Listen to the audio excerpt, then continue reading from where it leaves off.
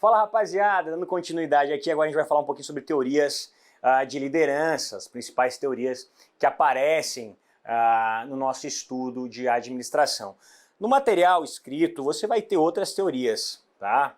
A professora Camila foi bem sensível aí, colocou várias teorias, trouxe um material bem completo pra gente, mas o que é tão importante quanto você estudar outras teorias se tempo tiver, é dar atenção às principais teorias, que são aquelas que mais aparecem e não necessitam da gente, às vezes, perder tempo, seu precioso tempo. Eu sei que vocês têm outras disciplinas e é justamente esse meu cuidado aqui. Abarcar todo o conteúdo, sim, mas também, além de abarcar todo o conteúdo, me preocupar com o que é mais importante para a sua prova. Certo? Com o que é mais importante, o que aparece mais. Então é isso que a gente vai bater bastante na tecla no dia de hoje. São diversas teorias, tá? São diversas teorias, porém 4 delas eu gosto de trazer mais atenção a elas, que é a teoria dos traços de personalidade, a teoria dos estilos de liderança de Kurt Lewin e a ampla teoria que dá vida às teorias contingenciais ou situacionais. E dentro das lideranças situacionais, o contínuo da liderança de Tannenbaum e Smith, que aparece bastante. Marco, se eu não tiver tempo, como que eu começo, onde que eu começo e por qual deve ser a teoria que eu não posso deixar de trabalhar? Sem sombra de dúvida, estilos de liderança, que é onde na aula de hoje a gente vai ter mais carinho, digamos assim. É onde eu vou ter mais carinho para trabalhar com vocês, é na teoria dos estilos de liderança. Certo, meu querido amigo? Certo, minha querida amiga? Então vamos lá. Opa. Foi. Agora foi. Vamos lá. Primeira teoria é a teoria dos traços de personalidade. A teoria dos traços de personalidade é uma teoria costumeira. O que significa dizer que é uma teoria costumeira? Ela não tem um autor. Ela não tem um autor, como por exemplo a teoria dos estilos de liderança, que você vai ter Kurt Lewin como seu principal autor. Não. A teoria dos estilos de liderança, a teoria dos traços de personalidade, é uma teoria costumeira, que acaba sendo implementada com o tempo. Com o tempo. O que se acreditava na teoria dos traços de personalidade? Se acreditava que liderança é uma capacidade inata, ou seja, você nasce com a capacidade de liderar. Você tem traços físicos e psicológicos que dão a você a possibilidade de ser líder. É isso que propõe. Sendo assim, jamais poderia adquirir a possibilidade ou a capacidade de liderar. Líder seria aquele indivíduo que nasceu para ser líder. Essa é a grande sacada. É uma teoria costumeira, logo eu não tenho um autor, e vai dizer que a liderança é uma capacidade inata, ou seja, quem nasceu com esses traços, quem nasceu com os traços, poderá liderar. Ou você nasce com os traços e aí você pode se tornar um líder, ou você nasceu sem os traços e aí você será um mero liderado. E você será um mero liderado. Ou nasceu para comandar, ou nasceu para ser comandado. Importante, os traços vão distinguir as pessoas em vários aspectos. E segundo a teoria costumeira, o principal aspecto é a capacidade de exercer essa liderança. Tá certo? Então a capacidade de exercício de liderança, segundo a teoria dos traços, está intimamente ligada à possibilidade e às características que o indivíduo detém. Perfeito? Perfeito. Lixinho aqui, vamos embora. Ou você nasce com, ou você nasce sem. Se você nasce com essas características, você poderá ser líder. Se você nasce sem essas características, você será um mero liderado. Certo? Por isso que a gente vai chamar de os traços de personalidade como uma característica inata. Tá certo? Uma característica inata. Você nasce com. Algo que nasce com você, tá? Algo que nasce com você. E quais seriam esses traços, pessoal? Quais seriam esses traços? Traços físicos, o estilo de líder, a altura de líder, a cara de líder, traços sociais, carisma, traços intelectuais do ponto de vista do conhecimento, ou seja, o cara é médico, ele tem conhecimento, ele fez medicina, então ele pode liderar. Ligado às tarefas, ou seja, ele tem competência, e a grande questão que fica nessa teoria é, mas o indivíduo não pode fazer medicina, o indivíduo não pode treinar como Zico treinava incansavelmente para poder bater as faltas? Essa é a grande questão que a teoria acaba deixando. Então o que é importante? A teoria não compreende a possibilidade de você adquirir esses traços. Então, a teoria costumeira, a teoria dos traços de personalidade, ou você nasce com os traços e vai ser líder, ou você nasce sem os traços e vai ser liderado. Perfeito? Perfeito. Porém, o que ocorre é que essa teoria ela não é completamente aceita atualmente. Atualmente, essa teoria ela sofre com certos aspectos que precisam ser analisados. O que os autores atualmente dizem? Sim, existe um rol de traços que definem a possibilidade do indivíduo liderar. Sim. Porém, esses traços podem ser adquiridos, ou muito desses traços podem ser adquiridos. Tá? Então, a teoria ela não é completamente aceita, ela é parcialmente aceita, porque o que os teóricos vão dizer? Que sim, há traços que influenciam no exercício da liderança, porém esses traços podem ser adquiridos com o tempo. Eu posso adquirir alguns traços para que eu possa exercer a liderança. Tá? Inclusive, na Grécia Antiga, a gente tinha a escola dos líderes, tá? O que significava dizer que havia a possibilidade de eu treinar os indivíduos para se tornarem líderes, para aprenderem a falar em público, aprenderem a se posicionar, aprenderem a ter a topografia de líder. Perceba que até grandes líderes, independente, claro, né, do que foi feito, mas a Hitler influenciou muita gente, a gente não pode deixar de lembrar isso. Se você for pegar as gravações do período, você vai perceber que, o Hitler sempre se posicionava em uma posição delta, né? Ou seja, ele sempre ficava numa primeira perspectiva onde ele naturalmente parecia mais alto do que os demais. Ele usava um salto no sapato e, além disso, a própria saudação nazista, a mão acima da cabeça, dava a noção dele ser maior do que ele era. Então é justamente essa aplicação. Hitler não tinha topografia de líder, mas ele adquiriu, que é um dos traços da liderança, mas ele adquiriu com o tempo, né, usando métodos, a sua capacidade de liderar. Então ele pode dizer, com certeza, que ele aplicou naturalmente a visão mais moderna da teoria dos traços. Beleza? Tranquilidade. Vamos lá. Logo, a teoria vai dizer que eu não posso adquirir, mas os teóricos posteriores vão dizer que o líder não nasce pronto. A personalidade, que é a composição do seu temperamento com o seu caráter, pode ser alterada, você pode adquirir através de cursos, através de treinamento e principalmente através de muita prática a capacidade de liderar pessoas. Tá? Então, a teoria dos traços de liderança não propõe a possibilidade de você adquirir esses traços, então ou você nasce com esses traços e liderará, ou você nasce sem esses traços e não liderará. Porém, os teóricos posteriores, mais atuais, vão dizer que sim, existem traços que são importantes para que você possa ser líder, porém esses traços podem ser adquiridos com treinamento e com sua dedicação, sua prática, tá bom? Maravilha, maravilha. A teoria mais importante de todas que a gente trabalhou até agora, vai trabalhar, obviamente, é a teoria dos estilos de liderança. Tá? Não que as demais não apareçam, mas Kurt Lewin foi um autor muito importante da teoria comportamental e ele buscou, aliás, o melhor estilo sob duas perspectivas. A perspectiva organizacional, ou seja, qual dos estilos de liderança é melhor para o alcance de resultados, e a perspectiva das pessoas, ou seja, qual o estilo de liderança que é melhor para a relação desses indivíduos. Então, de maneira geral, Kurt Lewin traçou 3 estilos: o estilo autocrático, o estilo democrático e o estilo liberal ou laissez-faire.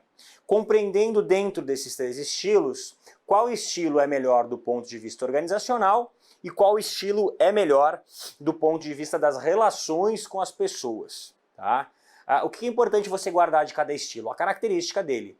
Porque muitas vezes as bancas vão cobrar da gente questionando, estilo tal é característica desse estilo, tal característica.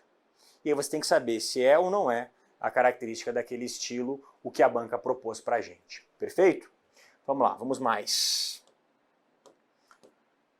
Primeiro estilo, estilo autocrático. Auto, próprio, kratos, poder, ou seja, um poder 100% concentrado nas mãos do líder.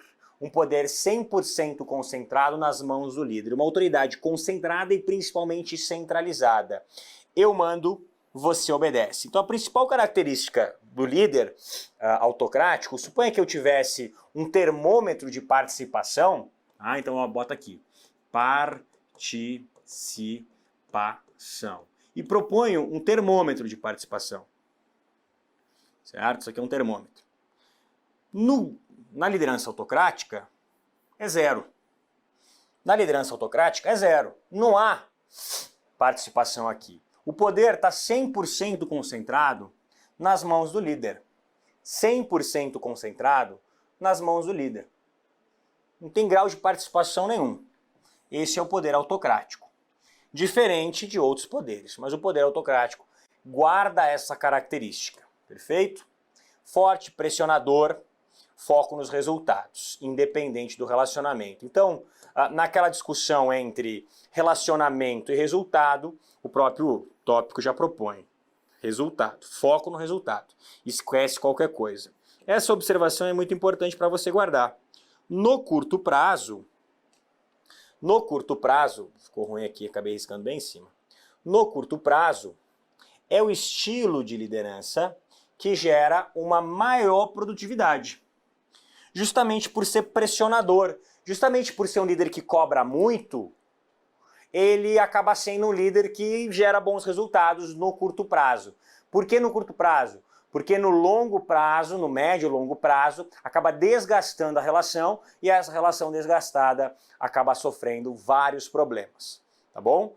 Então a grande sacada é você compreender isso. No curto prazo é uma relação que gera bastante resultado, mas no médio e longo não, tá certo? Bom, depois dessa a gente tem o estilo democrático. O estilo democrático, demos muitos, kratos, poder, propõe uma certa desconcentração de poder e de autoridade. O que ocorre é que aqui há uma divisão entre democrático consultivo e democrático participativo. Logo, há um certo grau de participação, podendo esse grau ser pequeno, como podendo ser grande. E aí a gente divide o poder democrático em dois. O democrático consultivo e o democrático participativo. O democrático consultivo, ele consulta, porém a decisão ainda está na mão do líder. Enquanto o participativo, ele consulta e todos decidem juntos. Vamos para o exemplo. Vamos supor que eu diga para vocês assim, pessoal, vamos acabar a aula 10 minutos mais cedo e eu consulto vocês. Na consulta eu percebo que a maioria das pessoas quer acabar a aula mais cedo. Isso foi só uma consulta. Eu vou escolher se a gente acaba mais cedo ou não. Isso seria um exemplo, de democrático consultivo. Perfeito? Perfeito. Agora, se eu dissesse para você, pessoal, vamos acabar a aula mais cedo, e todo mundo dissesse assim, vamos, e eu acabasse a aula mais cedo, porque foi o que a maioria das pessoas pediram, agora eu estaria no democrático participativo. Então a grande diferença do consultivo para o participativo é o grau de participação. No consultivo, o líder consulta, porém a decisão continua na mão dele. Enquanto no participativo, o líder consulta e a decisão do grupo é a exata decisão que será tomada.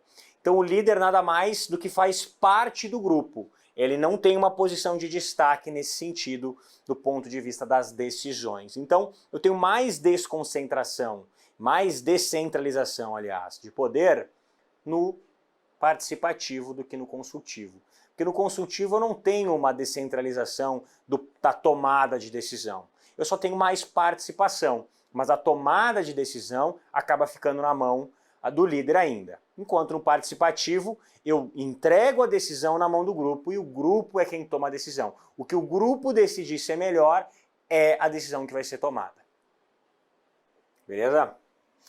Beleza, turma. Segue o jogo. E aí a gente tem o último estilo de liderança, importante você guardar, que o último estilo de liderança é dado pelos autores, principalmente por Kurt Lewin, como o pior estilo. O estilo liberal está despreocupado com o resultado e é completamente ausente nas relações. É como se eu dissesse assim, pessoal, tá aqui o slide, tá? Fique à vontade, qualquer coisa vocês me chamem aí que eu vou ficar aqui do cantinho. Certo? Eu me afasto completamente como líder, eu me afasto e você, ó, quem quiser chega aí e me pede alguma dúvida. Essa é a posição do líder laissez-faire. Ele sai completamente da posição de líder. É o pior estilo de liderança. Cuidado não confundir nas questões o líder laissez-faire com a liderança participativa. Porque se a banca colocar o líder faz parte do grupo nas decisões, ele está falando da participativa, da democrática participativa. No liberal ele vai dizer o líder é ausente nas decisões. Você percebeu a diferença? O líder ele é ausente, ele não toma as decisões com o grupo. Ele não está nem aí para o grupo, tá? Maravilha.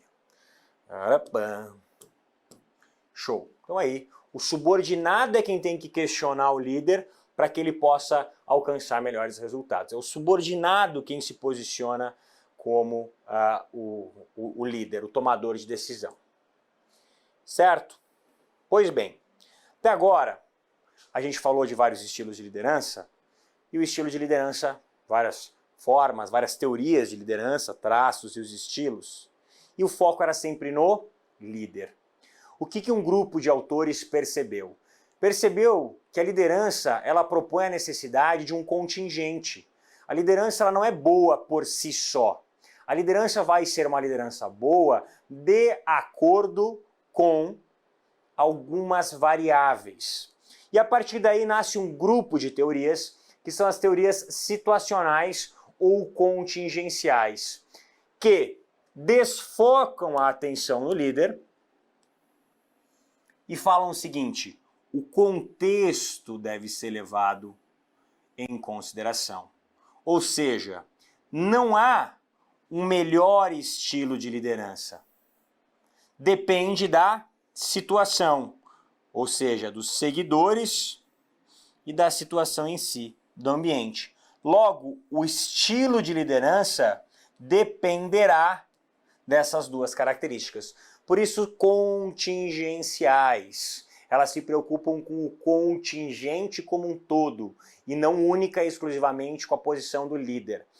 Os estilos de liderança, a teoria dos traços, elas focam na presença do líder, como que o líder deve se comportar.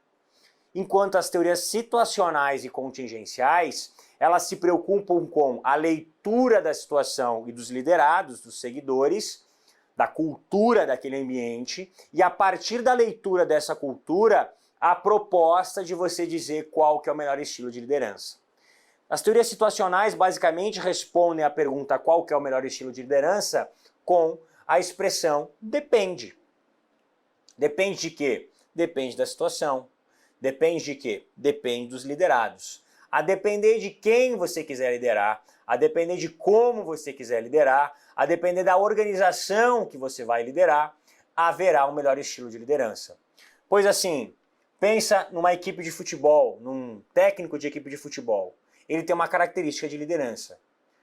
Será que um técnico de equipe de futebol seria um bom gestor em uma organização? São características diferentes, são situações diferentes, são ambientes diferentes. Será que todo técnico conseguiria lidar bem num ambiente organizacional ou ele precisaria se adaptar? Por isso que as teorias situacionais nascem. Porque que percebem não há um melhor estilo de liderança, não há um melhor jeito de liderar de eterno, ou seja, em qualquer característica, em qualquer situação, a gente vai ter o melhor estilo. Não. O melhor estilo vai depender sempre de outras variáveis. Correto? De outras variáveis. Logo, eu tenho esse contingente líder, situação e seguidores. Em relação ao líder, pessoal, tem duas importantes características que devem ser levadas em consideração. A primeira é a autoridade formal, a presença ou não de uma autoridade formal. O que é uma autoridade formal? A gente estudou, nada mais é do que um cargo. E a personalidade dele, a capacidade de gerar empatia com a sua, com como ele é, como indivíduo, certo? Lembrando que a autoridade formal auxilia, facilita, mas sob hipótese alguma garante a liderança, a gente falou bastante sobre isso. Então ter autoridade formal vai fazer com que ele necessariamente se torne líder? Não. Não. Depende de outras questões. A autoridade formal facilita, mas não garante liderança. E a personalidade? A depender da personalidade e a depender de onde que essa personalidade se propõe, pode facilitar, como pode dificultar. Exemplo, ambiente militar. Cabe espaço para um líder muito sensível? Não. Um líder muito propositivo no ambiente militar tende a não ter muito espaço. Na característica do líder militar, ele precisa ter uma posição mais assertiva perante as pessoas. Precisa ser mais pressionador. É isso que se espera de um líder dentro de uma posição militar. Então, no caso da posição militar, eu preciso ter um líder mais pressionador, com uma personalidade mais forte. Talvez em determinadas organizações, se o líder tiver uma posição muito forte, muito pressionadora, ele vai acabar quebrando a equipe. Vai acabar quebrando o grupo. Então eu preciso mudar um pouco a minha característica. Então você percebe que se eu questionar para você, o cara tem uma personalidade forte, facilita ou dificulta? Depende da situação, depende da organização onde o indivíduo está. E é justamente essa resposta que a gente tem quando a gente fala da teoria situacional. Em relação aos seguidores, depende das expectativas daqueles seguidores, depende dos interesses que aqueles seguidores têm no alcance dos seus objetivos. Se forem indivíduos que buscam fortemente a presença de um líder, querem alguém que guie eles, você vai ter que ter um líder mais presente. Agora, se forem seguidores autônomos, pessoas que sabem exatamente o que querem, sabem o que preferem, aí eu vou ter mais facilidade de liderar, dando mais espaço para esses indivíduos alcançarem os seus objetivos sozinhos. Beleza? Beleza. Então, tudo vai depender de como que os indivíduos, seus seguidores, o que eles esperam do líder. E aquele que atender essas necessidades, terá a possibilidade de liderar, de exercer a liderança. E por último, a situação que é, sem sombra de dúvida, o que fecha tudo isso, né? Qual que é a cultura dessa organização? É uma cultura mais aberta, é uma cultura mais propositiva, é uma cultura que busca trazer mais as pessoas para o ambiente organizacional ou não? É uma cultura mais fechada, uma cultura mais cerrada, onde a gente tem uma presença muito forte, às vezes, de um patriarcalismo. Então, dificilmente uma mulher tomará a posição de liderança. Tudo vai depender da cultura daquela organização. Qual que é o clima psicológico do momento? Qual que é o clima psicológico do momento? Será que a liderança ela vai ser exercida... a gente está num nível de tensão, a gente precisa de alguém que nos encoraje, a gente está num nível de estabilidade, então a gente precisa de alguém que nos traga essa estabilidade. Qual que é a relevância da tarefa a ser executada? É uma posição pertinente ou uma posição mais simples? Qual que é a emergência? E principalmente quais são os riscos da não execução. O que seria o risco de não execução, pessoal? Basicamente, se eu não fizer, o que vai acontecer? Tá? Se eu não fizer, o que vai acontecer? Quais são os riscos que eu corro caso eu não faça aquela tarefa? Perfeito? Então esses são os grupamentos de teorias situacionais. Nessa linha, a gente tem o contínuo da liderança. Tá? Tannenbaum-Smith propõe 3 variáveis para discutir. Então perceba, a gente falou, teoria dos traços é uma teoria, teoria dos estilos é outra teoria. E aí agora a gente entra para um grande grupo que são as teorias situacionais. E a teoria do contínuo da liderança é uma teoria situacional. Tá? Tannenbaum-Smith, eles propõem 3 variáveis, 3 fatores para escolher o melhor modelo de liderança. Primeiro fator, nível de conforto do líder com o estilo de liderança, característica dos liderados e pressão do tempo. Nível de conforto do líder com o estilo de liderança significa dizer o seguinte, eu vou dar o meu exemplo. Eu não consigo ser um líder muito pressionador. Eu sou um líder mais boa praça. Eu tendo a tentar manter boas relações com os indivíduos e compreender de forma empática como que as pessoas se relacionam. Se você disser para mim, Marcos, seja pressionador, eu vou me sentir desconfortável. Então, o nível de conforto do líder com o estilo de liderança é justamente isso. Se você me colocar para ser um líder mais empático, eu vou ter bastante conforto. Se você me colocar para ser um líder mais pressionador, eu vou ter bastante dificuldade. Então, isso é uma variável que leva-se em consideração. Outra variável, característica dos liderados. Eles têm um grau de formação, eles têm um grau alto de cognição ou são pessoas mais simples? E por último, a pressão do tempo. Eu corro atrás do tempo, o tempo é uma variável que me atrapalha ou não? O tempo é uma variável mais tranquila, eu não me preocupo tanto com o tempo. Questão importante de ser levada em consideração. E nesse sentido, é proposta esse contínuo, ou seja, quanto mais eu andar para o lado rosa, desculpa, para o lado azul, achei que tinha pego rosa, maior a liberdade dos subordinados.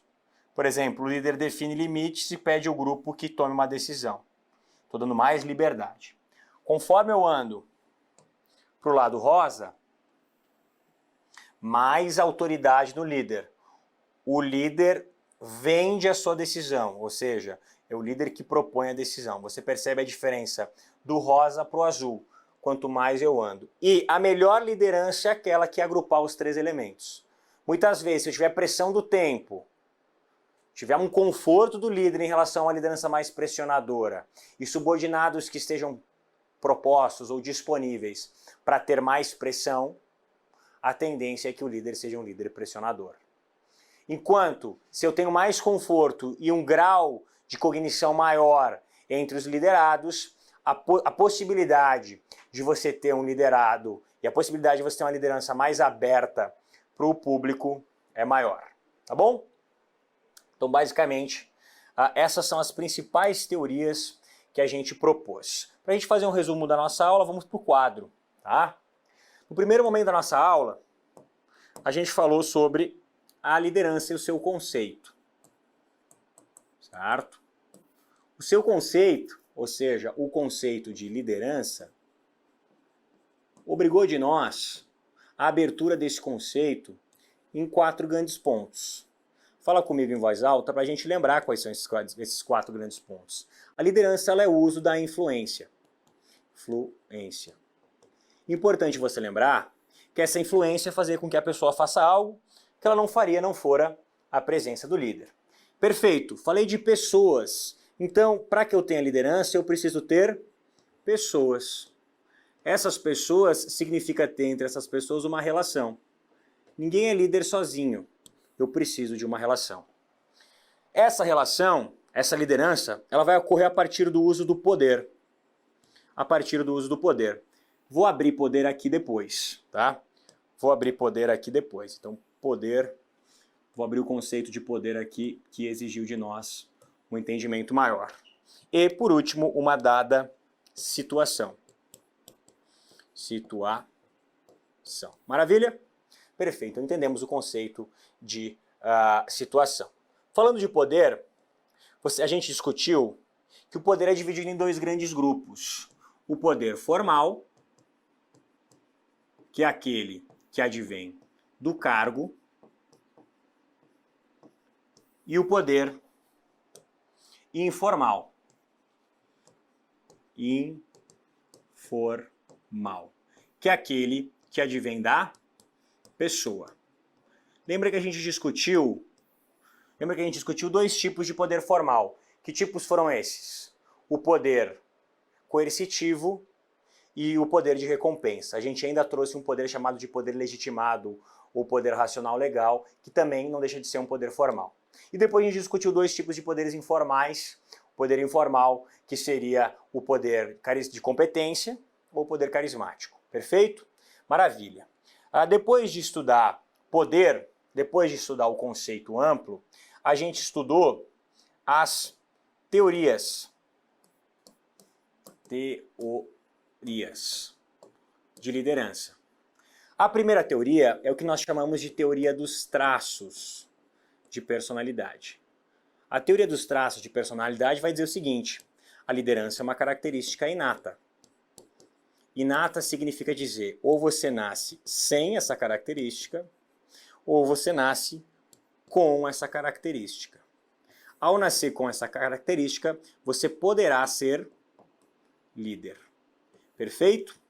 Perfeito. Essas características seriam os traços. Atualmente a gente percebe que essa teoria já caiu num certo desuso, porque hoje a gente entende que sim, há traços, mas esses traços podem ser adquiridos. Depois a gente entrou na teoria dos estilos de liderança de Kurt Lewin.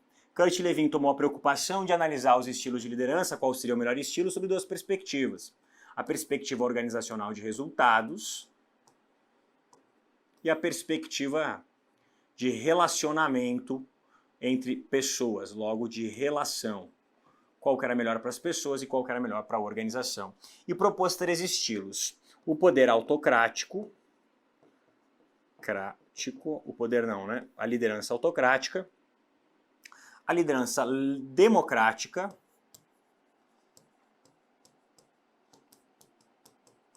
e a liderança liberal. Vou colocar aqui no meio. Opa, ficou ao contrário.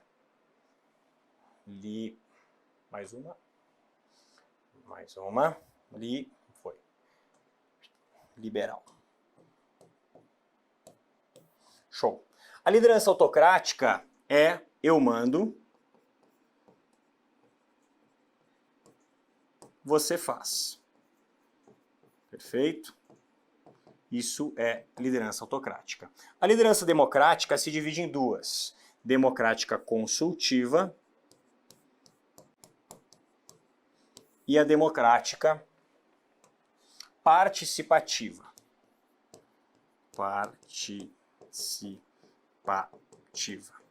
A democrática participativa é aquela onde eu dou a decisão para o grupo e faço parte do grupo como líder, mas a minha decisão, a minha opinião pesa tanto quanto a opinião de todo mundo.